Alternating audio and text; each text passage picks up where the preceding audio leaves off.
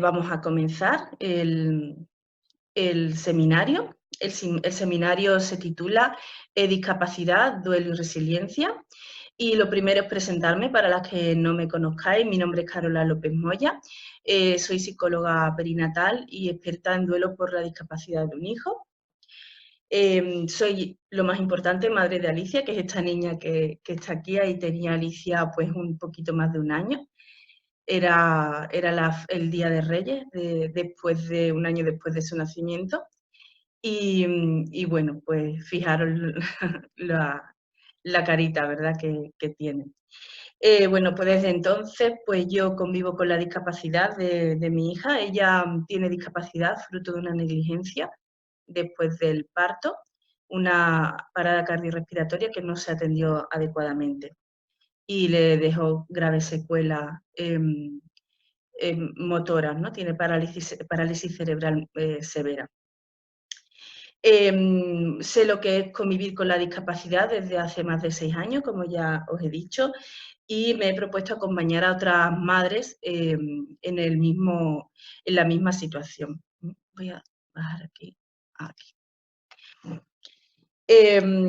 También soy presidenta de Instituto Magnolia, que es una asociación que fundé para dar apoyo psicológico a madres y padres de hijos con discapacidad.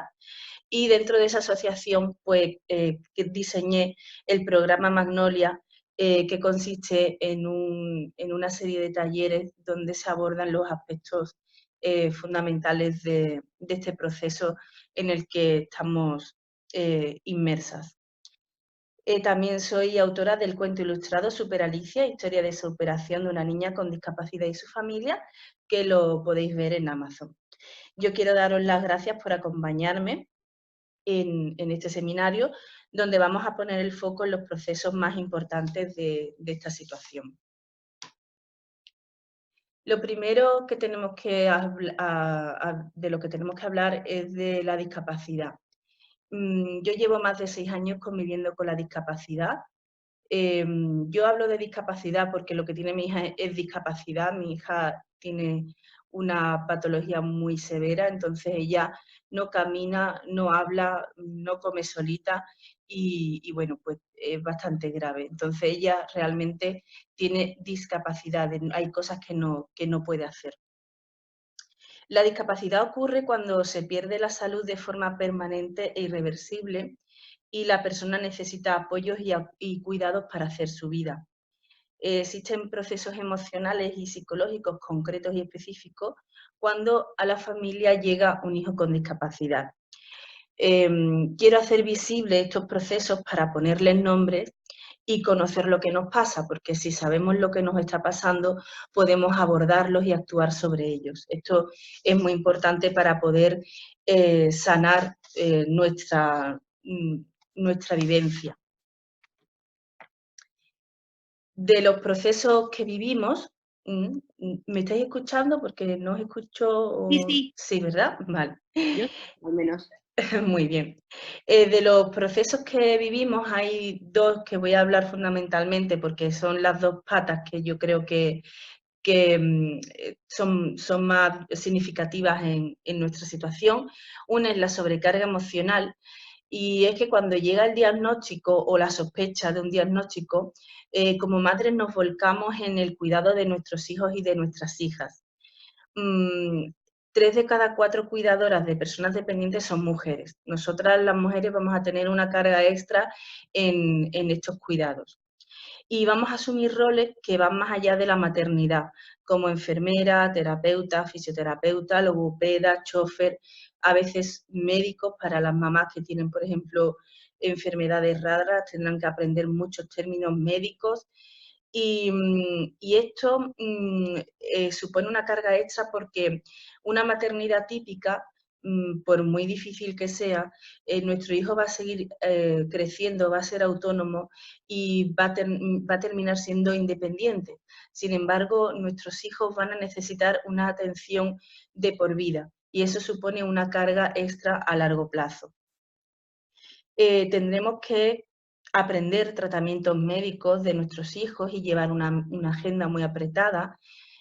por ejemplo, aprender, en mi caso, fisioterapia respiratoria, que tenemos que hacerlo todos los días en casa, o llevar una agenda médica muy periódica y muy al día, ¿no? De muchísimos profesionales que están en el equipo de médicos de nuestros hijos, que además nos tendremos que coordinar con ellos y cada uno nos va a dar unas pautas y vamos a tener que integrarlas en nuestra vida.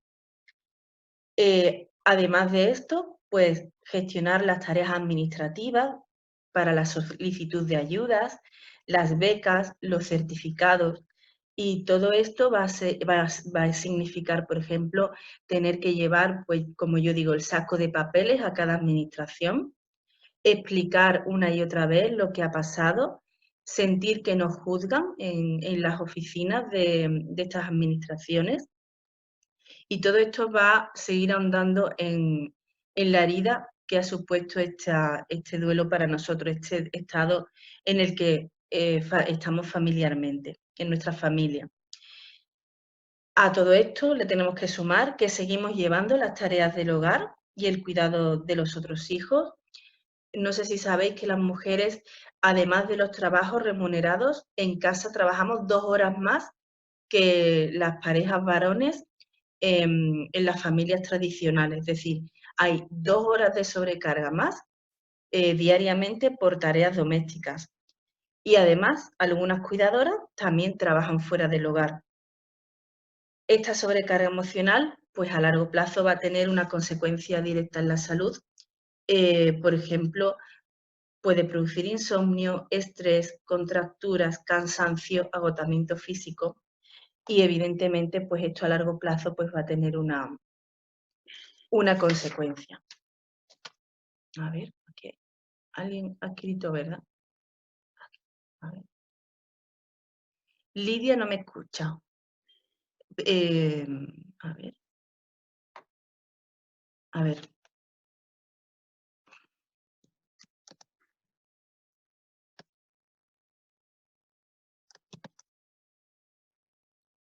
Vale.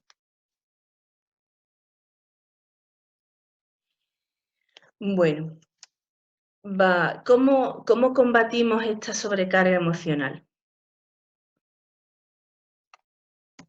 Aquí. Bueno, pues diversos estudios aconsejan que la sobrecarga emocional se combate reduciendo el nivel de sobrecarga con tiempo libre, es decir, hacer cosas que nos gustan, como ir a caminar, la lectura, la meditación, bailar. Esto es muy básico, ¿verdad? Parece que es muy obvio y todas lo sabemos. Lo que ocurre es que cuando tenemos un hijo con discapacidad, pues aparecen dificultades que nadie menciona. Es decir, nos dan el consejo, vete a caminar, vete a bailar, vete a hacer algo que te gusta. Sin embargo, no se tienen en cuenta algunas dificultades que yo misma he experimentado y que también me he encontrado en otras mamás con las que he tenido la oportunidad de entrevistarme, de hacer grupos con ellas. Lo más frecuente, las dificultades más frecuentes son, por ejemplo, no tener tiempo para tener muchas terapias o por tener muchas terapias o tareas que hacer a lo largo del día. No tener dinero, tanto para estas actividades como para contratar a alguien que cuide. Sentimientos de culpa cuando disfrutamos. También sentimientos de culpa por abandonar a la persona dependiente, y también no confiar en los cuidadores profesionales u otros cuidadores informales que se puedan ofrecer, como la familia. También hay una dificultad añadida, que es la económica, que es que cuando llega un hijo con discapacidad a la familia, uno de los dos, frecuentemente la madre, deja de trabajar, bajan los ingresos, pero a la vez suben los gastos por terapias, órtesis, adaptaciones. Y esto realmente es un problema. La solución a esta situación pues pasaría por que la administración y las asociaciones, por ejemplo, ofrezcan respiros familiares, evidentemente un sistema de ayuda más sólido, ayuda económica, Y también concienciar de que los autocuidados son una inversión en salud, que no es algo trivial ni accesorio, sino que es una inversión en salud, igual que puede ser pues ir a tu médico y atender esas patologías que puedan ir apareciendo. El otro proceso que es imprescindible nombrar es el duelo. El duelo está a veces empañado por la sobrecarga. ¿Por qué digo esto? Porque cuando entramos en shock, que es la primera fase o el primer momento, esa fase de negación en la que no nos creemos mucho lo que nos está pasando, nos refugiamos en las tareas. Y entonces empezamos a hacer, a buscar tratamiento, a cuidar y nos olvidamos de nuestro duelo, del dolor que sentimos porque un hijo ha perdido su salud para siempre y de forma irreversible. El duelo por la discapacidad de un hijo no está reconocido. ¿Esto qué significa? Según la clasificación DOCA, es un duelo desautorizado porque la sociedad no lo reconoce. No existen rituales sociales que apoyen la idea de la pérdida y no hay una pérdida material, sino que es intangible. Por lo tanto, no hay un reconocimiento que te facilite la elaboración del duelo. Es más, escuchamos muy a menudo por parte de familiares, incluso de profesionales, frases como tú eres fuerte, al menos sigue con vida, tú puedes con todo, no merece la pena llorar, hay que luchar. ¿Qué ocurre? Que todo esto lo que hace es desacreditar el duelo y si tú esto no lo puedes contar, tú no puedes contar lo que te ha pasado, no lo puedes integrar. Y para tú poder contar lo que te ha pasado, al otro lado tiene que haber alguien que te escuche, que te sostenga. Y muy frecuentemente esto la familia no lo hace. La familia le cuesta mucho trabajo sostener nuestro dolor. Nuestros amigos, por ejemplo, ¿cuántas veces escucho que una vez que has tenido un hijo con discapacidad, tus amistades te dejan sola, te abandonan? Y es esto, es porque no pueden sostener el dolor y de forma inconsciente pues se apartan. Las fases del duelo conocidas se viven como estados emocionales y sentimentales. Al principio es frecuente estar en la negación, la ira y la negociación y más adelante pues comienza la aceptación, incluso puede haber ya una fase de resiliencia. Para explicarlo brevemente, pues la fase de negación es el momento en el que no nos creemos lo que está pasando. No es algo malo, sino que esta fase tiene una utilidad que es preparar a la persona para lo que le viene después. Hay una fase de ira y de enfado. Lo que ocurre es que en nuestra sociedad no está permitida esta ira. Cuando no sé si lo habéis visto alguna vez, cuando ocurre una mala noticia, la persona que se enfada, que se tira al suelo, que llora, que patalea, enseguida la sedan para que eso pare. Y sin embargo es un momento muy importante para la expresión del dolor y de la injusticia. La negociación, que es un diálogo interno en el que tenemos una conversación o bien con nosotras mismas o a lo mejor si tenemos algún tipo de creencia, pues en un ser superior, puede ser Dios o hay gente que cree pues, en ángeles. Entonces ese diálogo interno, al final, como no hay respuesta, nos lleva a un estado de tristeza y de aceptación. Una vez que estamos en la desesperación, va apareciendo poco a poco la aceptación de que la situación es la que es. Y si además se pueden trabajar, por ejemplo, el propósito vital, pues se puede llegar a una situación de resiliencia, de superación de la adversidad. También quiero nombrar, porque esto no lo he visto, es tabú, y es que cuando el trastorno o enfermedad de nuestro hijo compromete su esperanza de vida, el duelo se puede complicar por la incertidumbre. Es un duelo sostenido. Y es que hay una realidad que es que a veces nuestros hijos tienen menos oportunidades de tener una esperanza de vida normal o típica, y aunque no tenemos que caer en la suposición, en la fantasía, ¿no? Estar en el futuro, pero sí es cierto que ese temor está. Y eso también tenemos que trabajarlo porque vivir con ese temor al final también merma nuestra salud. Bueno, para la elaboración del duelo, lo primero que necesitamos es un espacio y un tiempo para ello. Tened en cuenta que nuestra situación es de mucha tarea, porque estamos cuidando de una persona dependiente. Tenemos una rutina desde que nos levantamos hasta que nos acostamos, incluso muchas de nosotras de noche tenemos que estar pendientes de máquinas o de respiradores, de medicamentos. Entonces es una situación en la que hay poco espacio para prestar atención a nuestros procesos emocionales. Expresar la tristeza, la ira, la injusticia nos permite integrar lo ocurrido y llegar a la aceptación.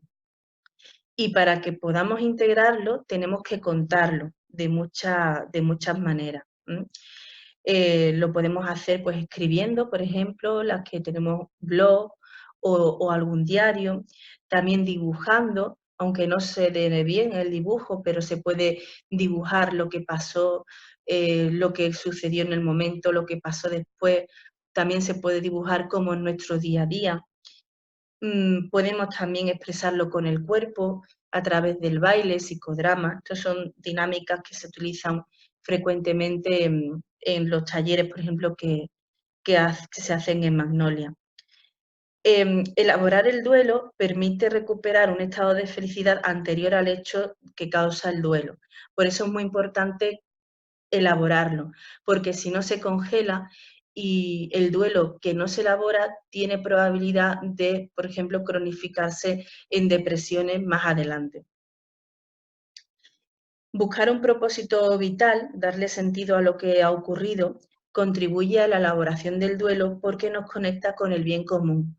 Es la sensación de que, bueno, me ha pasado esto, es muy grave, pero si yo puedo ofrecer al mundo algo que pueda beneficiar a los demás, al menos lo que me ha pasado, pues digamos que tiene un lado bueno, ¿no? Una forma de ofrecer al mundo este lado bueno de la tragedia que nos ha ocurrido. Hay muchísimos casos de personas resilientes en los que han sufrido tragedias y después se han convertido, por ejemplo, pues no sé, han llegado, me acuerdo por ejemplo de Malala, ¿no? Esta niña de Oriente Próximo que le quemaron la cara con ácido, llegó a la ONU y le dieron el Premio Nobel de la Paz. Esas son historias de personas resilientes, ¿no? Bueno, mi propósito vital es acompañar a otras madres en mi misma situación y por eso yo fundé Instituto Magnolia, que es una asociación para el apoyo psicológico a madres y padres de hijos con discapacidad. Y desde que yo me puse en tratamiento psicológico después de lo que le pasó a Alicia, mi dolor lo pude canalizar para darle un sentido a este suceso y acompañar a otras madres, porque yo me di cuenta de que yo me daba cuenta pues en las salas de espera, cuando hablaba con otras madres, que estaban como dormidas, ¿no? En el sentido de que nada más que hacían tarea, tarea, tarea, no tenían opciones de ser felices. Algunas incluso me decían que si ellas se murieran les daba igual. O sea, eso era una vida muy, muy triste, ¿no? Y yo me propuse, bueno, pues mejorar un poco la vida a otras madres en la medida de lo posible, conociendo yo el camino y cómo lo había yo hecho, ¿no? El programa Magnolia se ha impartido durante 2 años, es presencial en Sevilla, en Tomares, pero ahora estaba hablando hace un rato con Beatriz y llevo ya tiempo pensando que a lo mejor lo tendría que ofrecer también una versión online, porque precisamente por nuestra escasez de tiempo, a lo mejor no tenemos tiempo ni medios para desplazarnos. Entonces, bueno, pues ahí está la propuesta de que también puedas ofrecerlo online. Este programa está diseñado basándome en mi experiencia como madre de una niña con discapacidad y mis conocimientos en psicología. Abordamos el duelo, los miedos, los sentimientos de injusticia, la ira, la alegría de los logros y el permiso también para ser feliz. También abordamos la sobrecarga de los roles asumidos, la impotencia de lidiar con la administración, por ejemplo. En mi experiencia, por ejemplo, he visto que las parejas hacen el duelo cada una de una forma diferente. Y eso da pie a que no hay entendimiento entre la pareja. También ocurre que hay mucho miedo a volver a ser madre por si vuelve a pasar lo mismo, porque a lo mejor hubo una negligencia y te da miedo asumir un embarazo y un parto, o porque a lo mejor puede haber una causa genética y te da miedo a que vuelva a repetirse. También cómo es la relación con los otros hermanos, si lo hubiera, porque hay miedo a que se abandone al otro hermano, al hermano sano, porque claro, como es autónomo, tú te dedicas al tuyo, ¿no? Al que está con su discapacidad y el otro está un poco como satélite, ¿no? También miedo a dejar a tu hijo con otros familiares porque no se confía, o el dolor por la injusticia también de convivir con la discapacidad, cómo nos trata la sociedad a las personas con discapacidad y a su familia. Todo esto se aborda en el programa y dar un espacio para hablarlo, pues produce cambio. Produce cambio porque parece que cuando puedes hablarlo con personas que te entienden, hay una parte que se libera. No, la carga no la llevas tú solamente, sino que se comparte.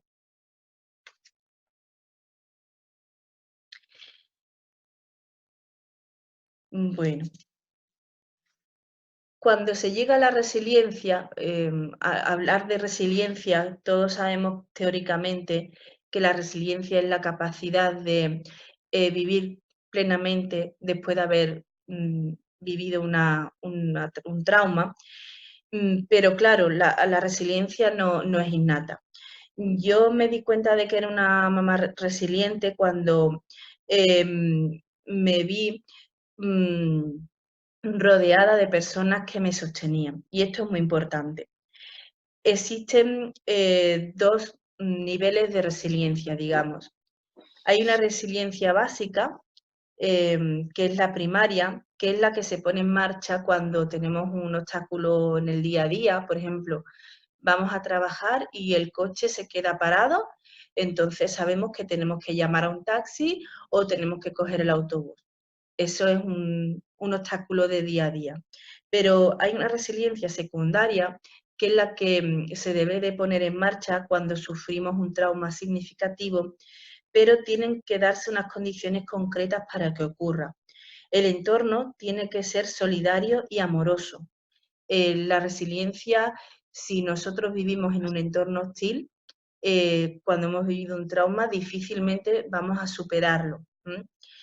En un ambiente hostil, por ejemplo, en nuestro caso, como puede ser que tengamos que luchar diariamente por los derechos de nuestros hijos, por ejemplo, solicitar una plaza de movilidad reducida no debería de ser difícil. Pues en mi localidad llevamos 4 meses peleando para que pongan unas plazas en la puerta del colegio.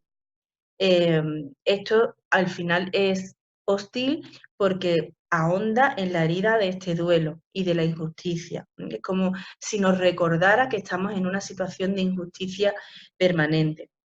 También, por ejemplo, cuando la Administración Pública de Educación retira los logopedas de los colegios, pues eso otra vez volvemos a tocar con la injusticia. O, por ejemplo, cuando se retiran ayudas económicas. O bien, por ejemplo, cuando la familia no nos ayuda porque nadie tiene tiempo para ayudarnos, para echarnos una mano, pues todo eso va ahondando en la herida del duelo, de la sobrecarga y no facilita que superemos esta adversidad. La resiliencia permite tener una actitud de confianza ante la vida, porque nos muestra la confianza, o sea, nos muestra nuestra verdadera fortaleza, reconociendo nuestra vulnerabilidad y facilita volver a confiar en la vida. Por eso es importante que haya espacios que ofrezcan este entorno amoroso y solidario y además de escucha, porque si nadie nos escucha cuando nosotros queremos expresarnos, pues entonces no podemos integrar precisamente el duelo. Y eso es lo que Instituto Magnolia pretende con el programa Magnolia, ¿de acuerdo? Era mi intención cuando yo empecé con esta idea, ofrecer este espacio porque realmente no existe, por lo menos aquí en Andalucía a nivel público no los hay. Bueno, como resumen de todo esto, el esquema de los procesos que vivimos como madres y padres de hijos con discapacidad, pues cuando llega la discapacidad, la convivencia con la discapacidad implica un impacto emocional significativo en la vida de la familia del menor. Por un lado, se materializa en dos procesos, que serían el duelo por la discapacidad y la gestión de la sobrecarga emocional. Y para que estos procesos se puedan elaborar y también poder gestionar la sobrecarga emocional, hace falta un espacio, ¿de acuerdo? Un espacio en el que podamos elaborar el duelo y llegar a tener un propósito vital con lo que nos ha pasado, y también elaborar o gestionar la sobrecarga emocional para que podamos permitirnos los autocuidados.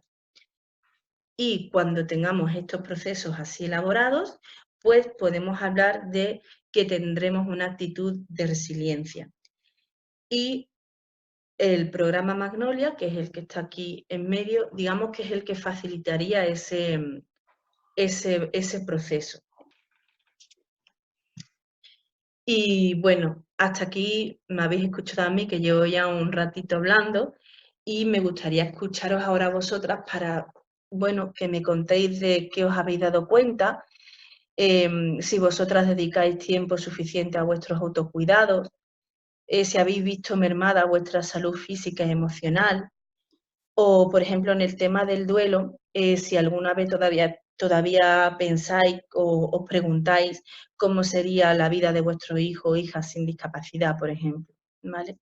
Me gustaría escucharos y saber qué opináis, ¿no?, de todo lo que os he escuchado o todo lo que os he transmitido.